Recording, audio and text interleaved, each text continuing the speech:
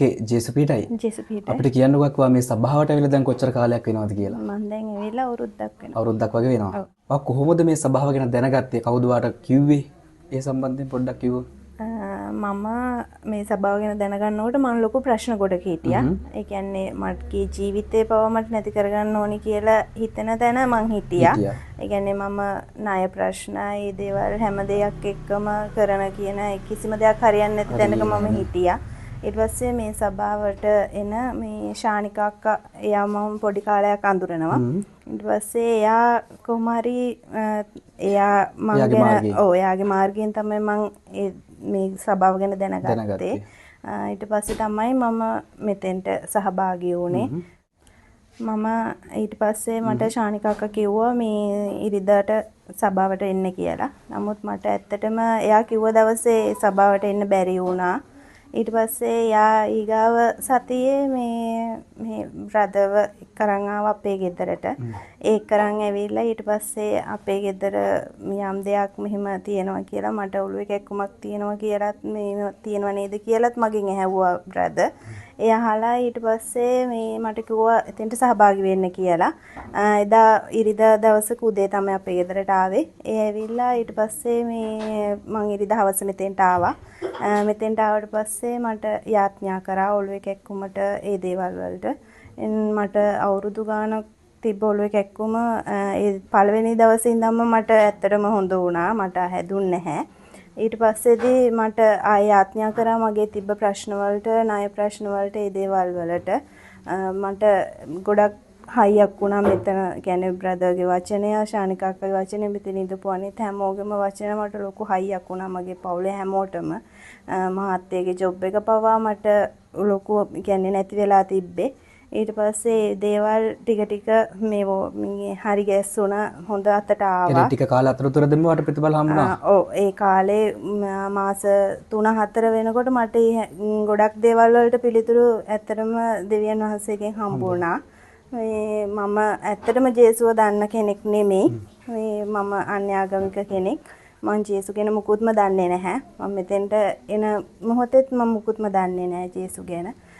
ඉතින් මම මේ දේවල් මෙතනින් තමයි මට ලොකු සහනයක් හම්බ වුණේ මේ දේවල් වලට. ජේසු පිටයි. ජේසු පිටයි. පොඩි දෙයක් දැනගන්න ආසයි.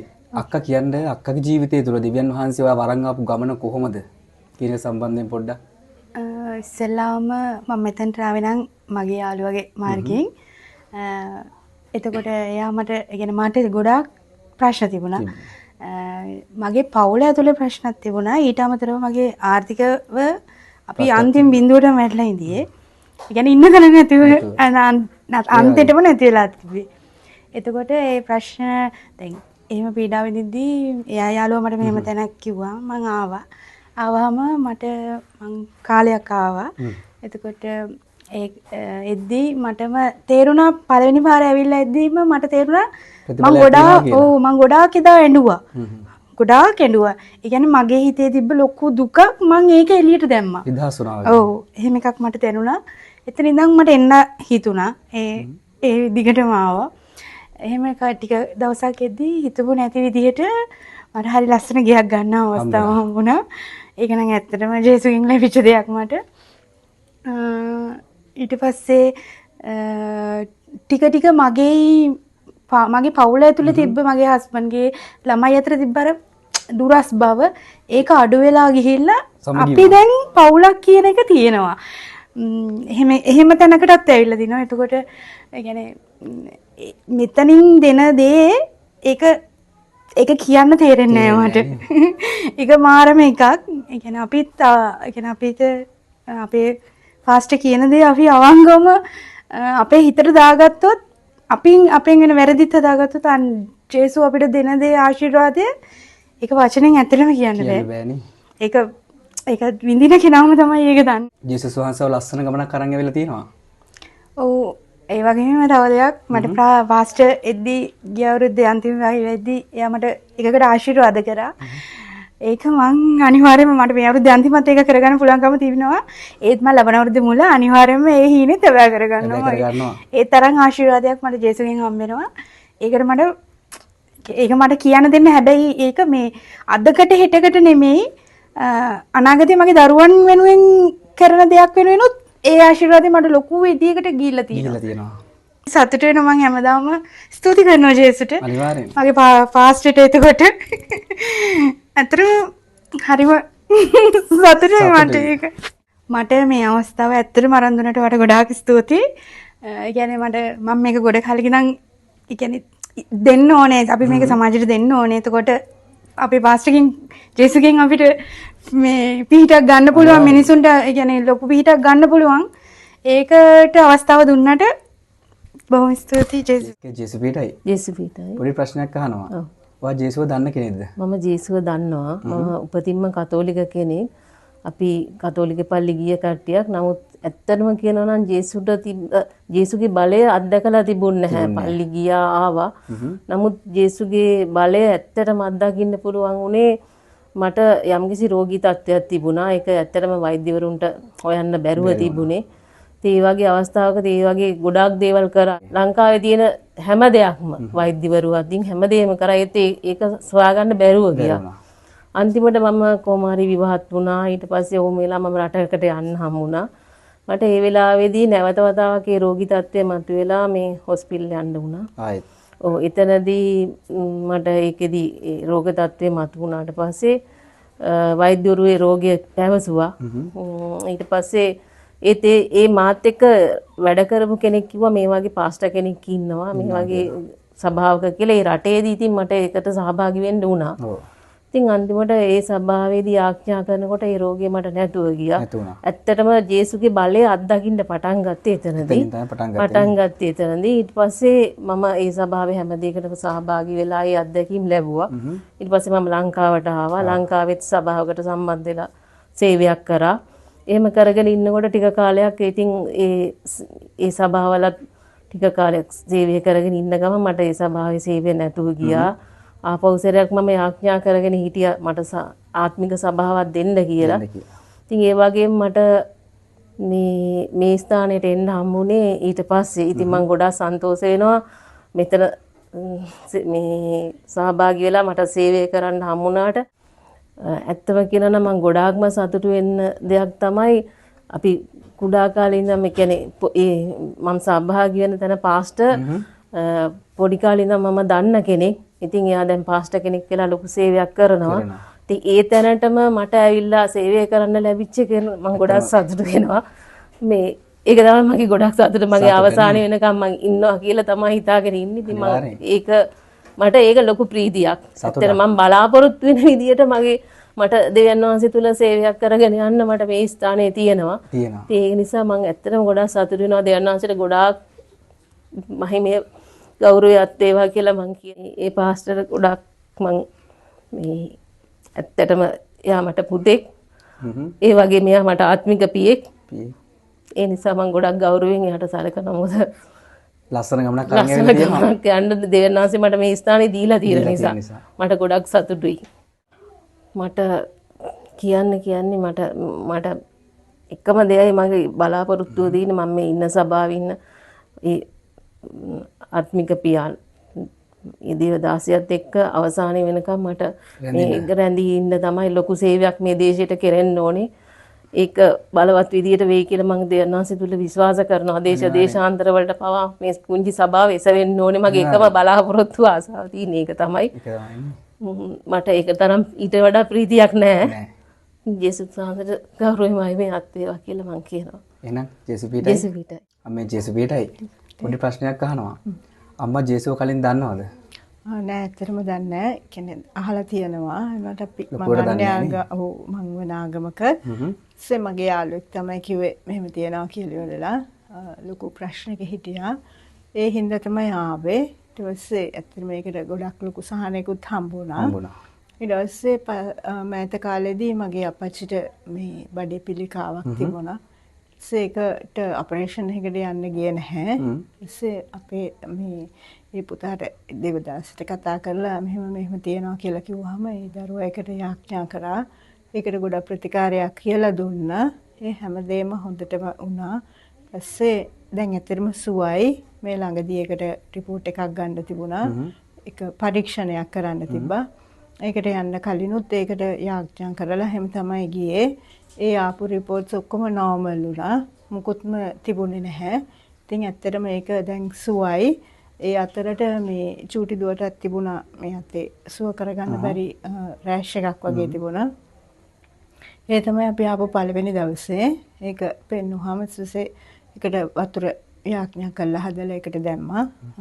කුමාරයකට ටික දවසක් ඒ වතුරෙන් ආයෙත් හොදන්න කිව්වා. හැබැයි ආයෙ එනකොට ඊළඟ සතිය අපි එනකොට ඒක හොඳටම සුව වෙලා තිබුණා. ඒකට ගොඩක් මේ වෛද්‍යවරුන්ගෙත් ප්‍රතිකාර ගත්තා. වෙන වෙන තැන්වලත් ප්‍රතිකාර ගත්තා. නමුත් ඒකකටවත් ඒක සුව කරගන්න බැරි වුණා. මේ දේවස්ථානයට ඇවිල්ලා ඒ පුතාගේ ආශිර්වාදයෙන් තමයි ඒක ඇත්තටම හොඳ වුණේ. ඉතින් සතුටුයි. අපච්චිත් අද හොඳට ඉන්නවා. දුවගෙත් ඒක කට්ටියම සතුටෙන් ඉන්නවා. තියාට ගොඩක් පිං දෙනවා. දැන් අපි අවුරුද්දක් විතර ඇති ඇවිල්ලා ඉතින් දිගටම මේ ගමන යනවා කියලා ජේසුත් එක්ක ගමන යනවා කියලා දන්නවා ඉතින් දැන් අපි ජේසුපිටයි අයියෝ ජේසුපිටයි පොඩි ප්‍රශ්න ටිකක් තියෙනවා අහන්න. ඔයා කොහොමද ජේසුස් වහන්සේ දැනගත්තේ? ඇත්තටම මල්ලි මේ මම ජේසුස් වහන්සේව දන්න කෙනෙක් නෙමෙයි. මම වෙන ආගම කෙනෙක්. ඒ වුණාට මේ මෙතනට ඇත්තටම මේ වගේ තැනකට එන්නවත් සමහර වෙලාවට මට හිතෙනවා දැන් කල්පනා කරද්දී එහෙම සුදුසුකමක්වත් මට තිබ්බද කියලා. එහෙම හිතෙනවා. හැබැයි දිව්‍යන් වහන්සේ කොහමරි එක වෙලාවක මගේ ආච්චි දරුණු විදිහට අසනීප වුණා. ඒ කියන්නේ අසනීපේ මොකද්ද කියලා වෛද්‍යවරුවත් අදටවත් මම ඒගොල්ලෝ දන්නේ නැහැ. ඒ කියන්නේ එක තැනකින් කියනවා මෙහෙම තියෙන්නේ කැන්සර් එකක් කියනවා ඊට පස්සේ කියනවා තව ලෙඩක් ඒ වගේ ලෙඩ රෝග දෙක තුනක් විතර කියලා ස්කෑන් කරලා ඔක්කොම කරලා ඔහොම ඉන්නකොට දැන් ආච්චි කියන්නේ ඇත්තටම මට අම්මගේ අම්මා. මේ එතකොට ඒ වගේ කෙනෙක් ඉතින් නැති කරගන්න කවුරුත් කැමති නැහැ නේ. එතකොට මම එහෙම අඬ අපි ගෙදර කන්න බොන්නවත් නැතුව ඉන්නකොට මම මෙතෙන්ට ආවා. ආවට පස්සේ මට එදා කතා කරා ඇත්තටම බ්‍රදර් මෙහෙම එකම දෙයක් ගැන දිව්‍යන් වහන්සේගෙන් ඉල්ලන කෙනෙක් ඉන්නවා. ඔයා ඉස්සරහට එන්න ආවොත් ඔයාට පිළිතුරු හම්බෙනවා කියලා. ඉතින් මං එදා ඉස්සරහට ආවා. එදායින් පස්සේ පොඩි කාලයක් යනකොට ඇත්තටම දෙවියන් වහන්සේ මට උත්තර දුන්නා. ඒ ප්‍රශ්නෙට මගේ ආච්චි අද වෙනකන් ජීවතුන් අතර ඉන්නවා. ඒ තිබ්බ දරුණු රෝගය දැන් නැහැ. ඒ කියන්නේ වෛද්‍යවරුන්ට අසල්වැසියෝ කාටවත් විශ්වාස කරන්නත් බෑ මේක හොඳ වුණු විදිහ. හාස්කම. ඇත්තටම. ඒත් එක්කම ඒක බරපතල රෝගයක් කිව්වට ඒක කවුරුත් එහෙම විශ්වාස කරන්නේ නැහැ. ඒක මොන වගේ එකක්ද කියලා. එතකොට ඒක අපි මුලින්ම රෝවලට ගෙනිච්චට පස්සේ එයාට ඇත්තටම මේ මුත්‍රා එක්ක ලේ පිට වෙනවා. වහන වෙලා තියෙනවා පිට වෙනවා. ඊට පස්සේ අපි ගෙනිච්චට පස්සේ එතන මම හිටියා මගේ මාමා හිටියා. ඒ ලේ ගියේ කොහොමද කියලා අපිට විශ්වාස කරගන්න බෑ. ඒ කියන්නේ ලේ දියරයක් වගේ නෙමෙයි ගියේ. ඒක ඇත්තටම කැට වගේ ඒක ලොකුවට මට කියන්නත් තේරෙන්නේ මේ අර කෑලි වගේ වැටෙන්න ගත්තා. ඒත් එක්කම ආච්චිගේ හුස්ම තප්පර ගානකට නැවතුණා. මාමයි මූණට මූණ බලාගත්තා හරි මෙතනින් මේ ජීවිතේ ඉවරයි කියලා. ඊට පස්සේ ඒත් එක්කම විනාඩියක් වගේ යනකොට ආපහු එයා S2 ඇරලා අපිත් එක්ක කතා කරන්න ගත්තා. ඊට පස්සේ මෙතන ඇවිල්ලා බ්‍රදර් යාඥා කරලා ආච්චිටත් යාඥා කරලා ඊට පස්සේ ආච්චිව ගෙදර ගෙනාවා. ගෙනල්ලත් එයාට ඇඳෙන්න නැගිට ගන්නවත් බෑ. ඊට පස්සේ බ්‍රදර් ඇත්තටම මේ ගොඩක් එයාගේ හැමදේම හොයලා බලලා එයා ඇවිල්ලා ගෙදරට යාඥා කරලා ඔක්කොම කරා. ඊට පස්සේ එයා ඇත්තටම හිතුවේවත් නැති විදිහට නැගිටින්න පුළුවන් වෙයි කියලා නම් කවුරුවත්ම විශ්වාස කරේ නැහැ. සුව වුණා. අද නැගිටලා ඇවිදිනවා තනියෙන් වැඩ ටික කරගෙන එයා ජීවත් වෙලා ඉන්නවා අදට. ජේසුපිටයි පොඩි ප්‍රශ්න ටිකක් තියෙනවා අහන්න. ඔයා ජේසුස් වහන්සේ දන්නවද? ඔයා කොහොමද දැනගත්තේ? සහ ඔයාගේ ජීවිතේ කොහොමද ජේසුස් වහන්සේ ක්‍රියා කළේ? පොඩ්ඩක් අපිට කෙටියෙන් කිව්වොත්. මම මුලින්ම මගේ යාළුවෙක් විසින් තමයි දැනගත්තේ මේ ඒ යාළුවගේ අයියා තමයි බ්‍රදර්. එයා විසින් තමයි මම දැනගත්තේ මේ චර්ච් එක පටන් ගන්න තියෙනවා කියලා. ඊට පස්සේ මෙතනට ආපුවාම මම එයා මේ බ්‍රදර් කිව්වා මගේගේ යම් කිසි දෙයක් තියෙනවා කියලා. මම එක දිගට මේ ඒකෙන් වැටුණා. මේ ඊට පස්සේ ටිකෙන් ටික ඒක අඩු වෙන්න ගත්තා. දැන් නම් හොඳටම හොඳයි. ලොකුවට පටන් ගත්තා. මම ඊට පස්සේ මාව සේවයට ගත්තා. මම මොන දේ වුණත් මේ සේවය අත්හරින්නේ නැහැ. මම එක දිගටම මේ සේවය කරගෙන යනවා. මේ මොන බාධාවක් ආවත් මම මේක නවත්තන්නේ නැහැ. තියෙන්නේ. හරි එහෙනම් බොහොම ස්තුතියි අපිත් එක්ක සම්බන්ධ වුණාට. අක්කේ ජෙසුබීටයි. පොඩි ප්‍රශ්න ටිකක් තියෙනවා අහන්න. ඔයා ජේසුස් වහන්සේව දන්නවද? සහ ඔයාගේ ජීවිතය තුළ ක්‍රියා කර ආකාරය පොඩ්ඩක් අපිට කෙටියෙන් කිව්වොත්. ඔව් මම පොඩි කාලේ ඉඳන්ම කතෝලික. නමුත් මම පල්ලි ගිය කෙනෙක් නෙවෙයි. ඔව් මම පල්ලි ගියේ නැහැ. අවුරුද්දකට එකපාරක් දෙපාරක් වගේ තමයි පල්ලි යන්නේ. එහෙම ওই බයිබලේ ගැන දන්නේ නැහැ මොකෝත්. එහෙම කිසි දෙයක් දන්නේ නැහැ. නමුත් මගේ නැන්දත් එක්ක මම මේ පල්ලියට ආවා. ඊට පස්සේ මට යම් ප්‍රශ්න ආවා. ඒ කියන්නේ ජීවිතේ නැති කරගන්න එහෙම හිතන ප්‍රශ්නත් ආවා. ඊට පස්සේ ප්‍රශ්න තියෙද්දිත් මම පල්ලිය ඇවිල්ලා දවසක් මට ෆාස්ට් කිව්වා ඉස්සරහට එන්න කියලා. ඊට පස්සේ මම ඇවිල්ලා යාක්ෂා කරද්දී මාව වැටුණා. ඊට පස්සේ ආයි තව ටික කාලයක් යනකොට මම සේවය කරන්න ගත්තා මෙතන. මම දිගටම පල්ලිය ආවා. දෙවියන් වහන්සේ කවුද කියන එක මම දැනගත්තා. මම දෙවියන් වහන්සේව කතෝලික වුණාට මම දෙවියන් වහන්සේම විශ්වාස කරපු කෙනෙක් නෙවෙයි.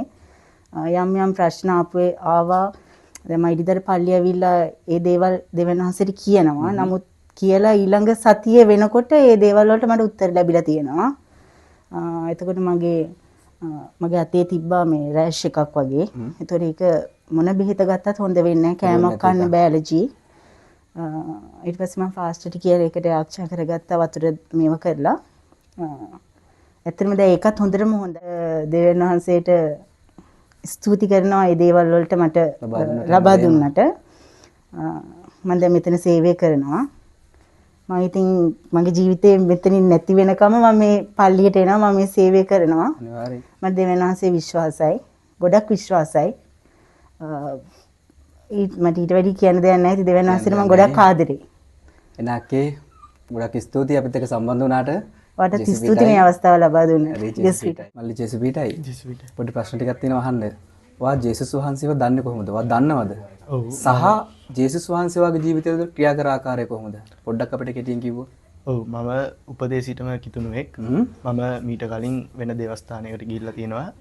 දවසක් මගේ යාළුවා මට කියලා ඒ යාළුවගේ අයියා පාස්ටර් කෙනෙක් කියලා යාඥා කරන්න ඇවිල්ලා ඒ අයියා මගේ ඔළුවට අත තියලා කිව්වා සේවය කිරීමේ ආලේපය තියෙනවා කියලා. ඊට පස්සේ මගේ ජීවිතේ ඉදිරි අවුරුදු තුර මට එන්න තියෙන පරීක්ෂාවන් හරියට ජය ගන්න ආකාරය මට කියලා දීලා ඉදිරියට වෙන්න තියෙන මගේ ජීවිතේ දෙවියන් වහන්සේව අත්දකින්න යනවා කියලා මට කිව්වා.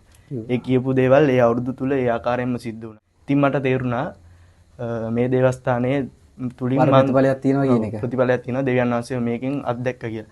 ඉතින් මම මේ දේවස්ථානයට එන්න තීරණය කළා. දේවගැත්තුමා විසින් මට ගොඩක් සේවයන් ලබා දීලා තියෙනවා.